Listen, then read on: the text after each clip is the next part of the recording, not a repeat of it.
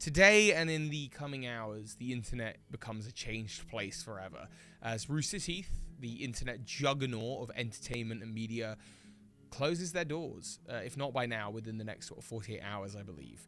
And RedVsBlue, their flagship show, finished today. I watched the final movie and the final season, and it was, it was really good. They really stuck the landing.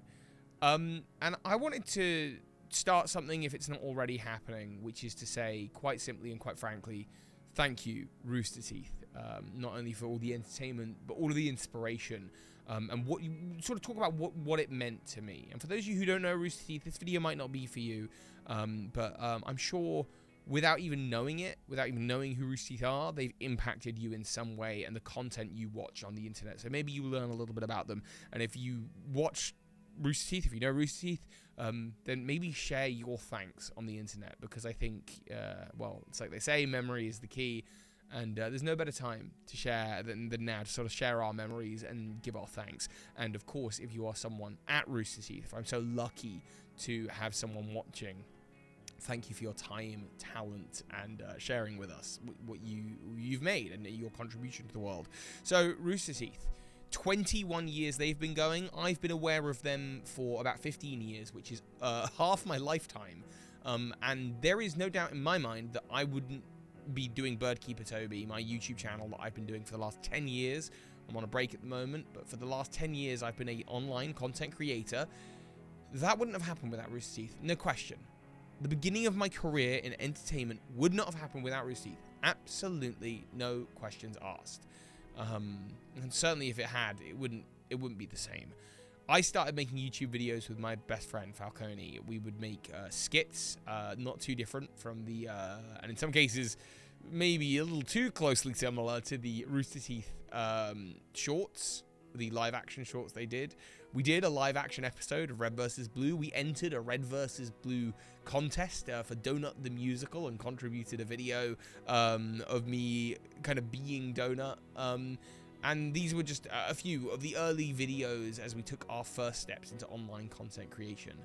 We were doing this at a time where it was just creation for creation's sake, fun for fun's sake. And that's how RoosterTeeth content felt. It felt like fun for fun's sake. When I think about the company, I don't really think about like a corporation of entertainment owned by Warner Media. I think about the faces and the personalities, as I imagine a lot of you do as well. I think about Geoff and Gus and Gavin and Barbra and Burnie and all the rest. And, you know, there's a million names I could mention who were just truly friends, who just made stuff they liked and posted it to the internet. They did this at a time 20 years ago when there was no proof that this could become something financial. Actually, quite the opposite. They were, certainly with RedVsBlue, taking an existing IP that belonged to Microsoft, Bungie, 343. They took that IP and repurposed it and repackaged it and made it into a parody that had nothing to do with the main series. That was a risk. That this company could come down from on high and say, hey, stop that. And that would have been the end of the story before it even started.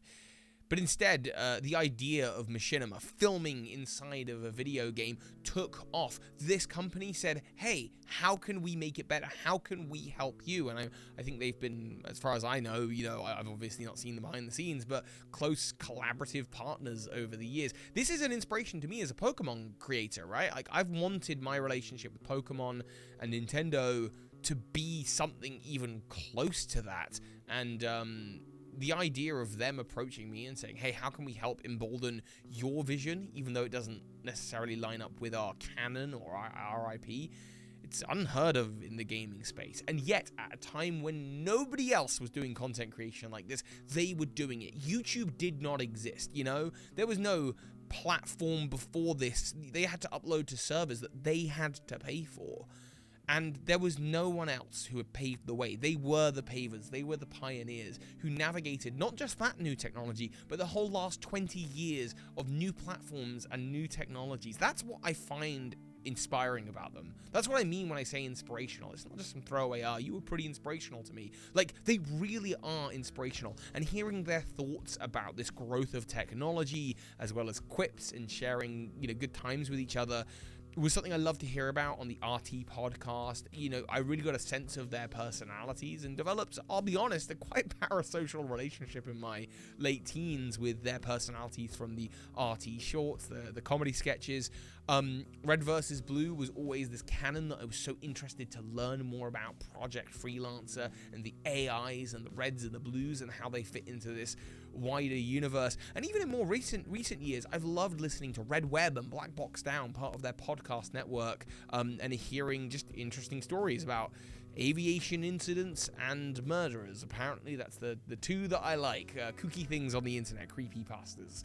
And actually over the last 2 months I've become a Patreon too and listened to Burnie Burns and Ashley Burns' new podcast, Morning Somewhere. I listen to that pretty much religiously every day as I'm making lunch, because I want more of those insights and I want more of those personalities, and I'm so interested by the people who have been behind the scenes of this, creating entertainment and navigating the changing technological landscape for the last 20 years. I'm fascinated by that story, and I'm fascinated by those people, and I'm so lucky that I got to watch them because they informed so much of what I did. They paved the way so that content creators that you watch, who may have never mentioned it, I've never mentioned it, I barely, if ever, have mentioned RoosterTeeth and my love of them over the years, not for any particular reason. I'm doing a kind of very different thing, or I've done a very different thing, but there's no doubt in my mind that there are so many creators out there that you watch that were inspired by them. Equally, there were so many creators who you were inspired by and loved who got shut down by the companies that owned the rights to the IP, you know? Their tales didn't get to expand to 20 long years. And I'm so grateful that we've had that opportunity with RoosterTeeth to watch that and to see that happen. I met some of them in person. I got my Griff ball. I did have it signed. I think over the years the pen marking has worn off. I mean, even that Griff ball, they made a joke about a game called Griff Ball in RedVsBlue, and Halo said, yeah, we should make a game mode called Griff Ball, and so they did, and it's a community favorite. I think that's incredible. That hopefully will live on long past them even. This is a origami swan called Gavin's Gash. The story behind this is just simply I had an origami swan made at the first ever Comic-Con that I went to, and it was the Comic-Con where RoosterTeeth were making their first appearance in the UK. It was Gavin, Ben, and Gus, and they had no stock, like their merch was stuck in customs, so it was just them at an empty table, which means we got plenty of time to hang out and talk, and Gavin looked after the origami swan, and I guess called it Gavin's Gash, and so Gavin's Gash has lived in my desk side drawer for the last couple of months, and it seems to float around the house and appear in weird different places. The next year, me and Falcone, who I started making content with, and Jake, who I live with, we went to Comic-Con, and they did have their merch, and so there was a huge queue, like a 3-hour-long queue, and you bet your ass we waited in that queue. Geoff was there that year, and Geoff, the fun story here is that Geoff wasn't around as we were approaching the booth, and Falcone really wanted to see him, and he showed up in the nick of time. He had missed a number of people, but he showed up, and it was a tear-jerking moment, and we got to meet him, and he was just so grateful for us waiting. I never got the impression that the people that worked at that company, that we got to meet the people that we really loved, that they weren't incredibly humbled by the success that they had found. There was no expectations. There was no want of like, I'm an e-celebrity now, like I'm a big deal. There wasn't room for big personalities, egotistical personalities rather, to do that. But there were a lot of big personalities, kind personalities, raising money every year for charity with RT Life.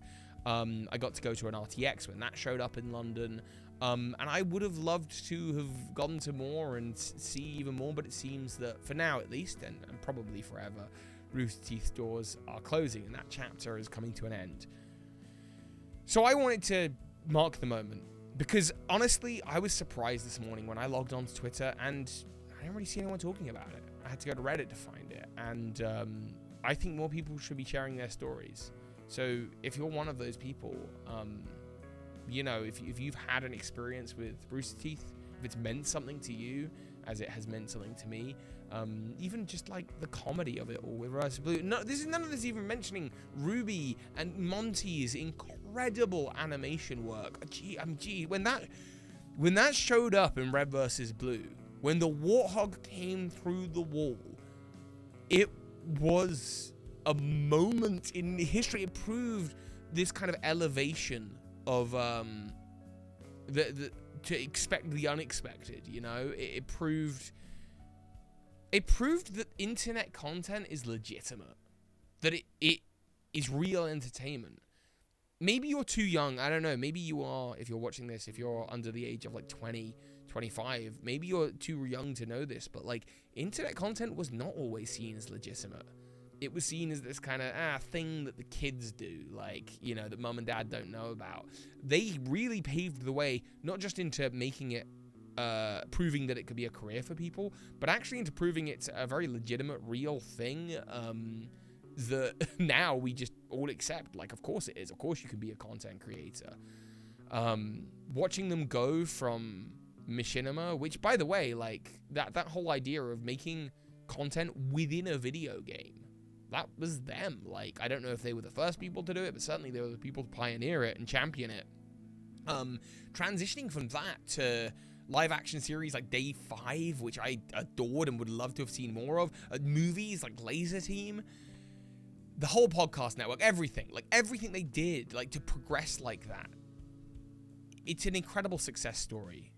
And of course, all stories have to come to an end at some point or another. I think all good things should. Nothing gold can stay gold forever. And I think I'm just so glad that I got to kind of watch and be inspired by what they were doing. So yeah, to get back to my kind of final thought from earlier, if you're someone who's been kind of a fan, share that with the world. Say thank you, because there are very few things online, peoples and companies, where I'd be gutted to see them gone and to see them not still working out there. And even though in the latter years I wasn't following every RoosterTeeth project, you know, I still had the podcasts that I listened to, and it was good knowing that they were developing a new fan base, you know, out there somewhere, as long as they had the same energy and the same personality. So yeah, RoosterTeeth, if you are someone who worked there, thank you. If you're one of the people who worked there that I met, thank you so much for inspiring me and setting me off on my content creation journey. I know you didn't know me, and I'm sure you don't know the hundreds or possibly even thousands of other creators out there that you did inspire, but you did. So congratulations on 21 years and a huge success. And whatever the future brings, all of those people that worked there, I hope it's, you know, kind of nothing but joy and bliss. And I look forward to seeing other videos with the hashtag #ThankYouRoosterTeeth.